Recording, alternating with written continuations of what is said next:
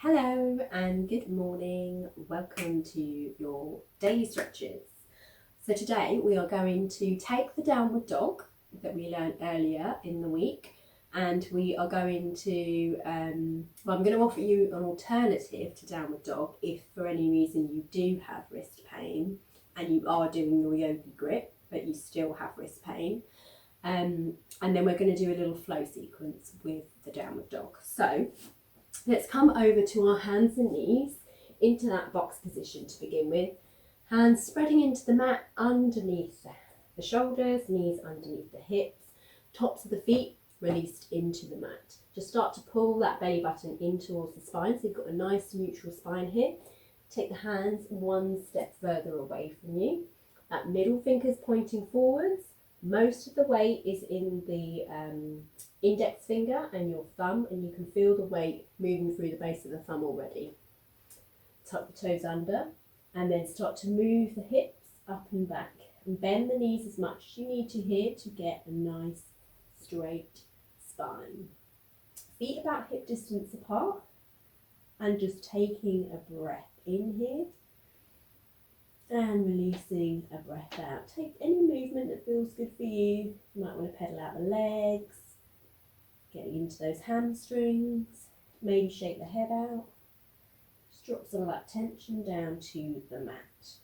Now from here, you're going to just bring the left foot in towards the right foot, and then you're going to bring this right foot up towards the ceiling, and you're going to push into your heel here, so the hips are still square at this point. And then you're going to allow the heel to fall towards the left buttock, so we're opening up across the hip here. And this can feel really lovely. It's a nice hip release.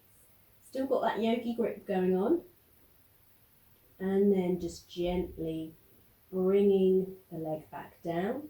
Come back down into your box position and just take it back into a child's pose. So we're going to bring the toes to touch, maybe taking the knees a little bit wider, and then just melt the heart down towards the floor. Just take a couple of breaths here.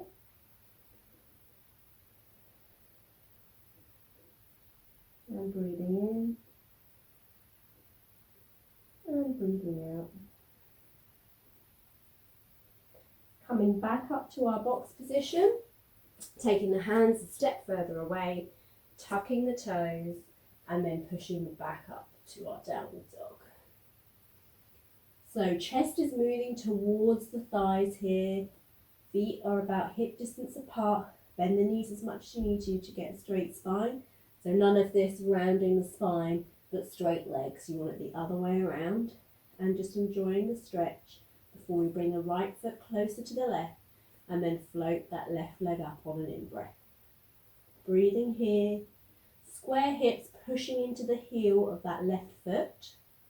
And then you're just going to allow the left heel to come towards the right buttock now, opening up across the hip. Try and get the knee up towards the ceiling. Just enjoying the stretch here. Breathing. And then bringing the leg back down, coming back down into the box, taking the knees a little wider, toes come to touch, coming into our child's pose. Take a couple of breaths here.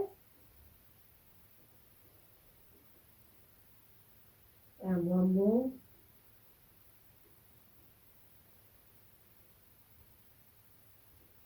And coming back up to our box position. And now this time, we're going to take the hands one step further away, but then you're going to come down onto your forearms. So your hands and arms have created a number 11.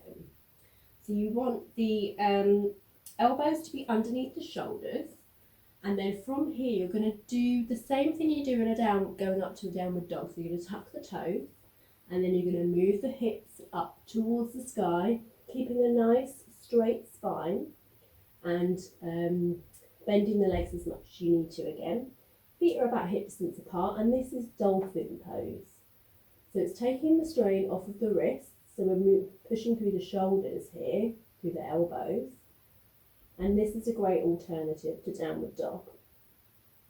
So just staying here for as long as feels comfortable, and then just gently bringing the knees back down and then coming back up to your box. And that's it. That's our little downward dog movements today. So we got into the hips a little bit, getting into the shoulders, and just really stretching the hamstrings and the spine. So I hope you enjoyed, and I might see you tomorrow. Bye.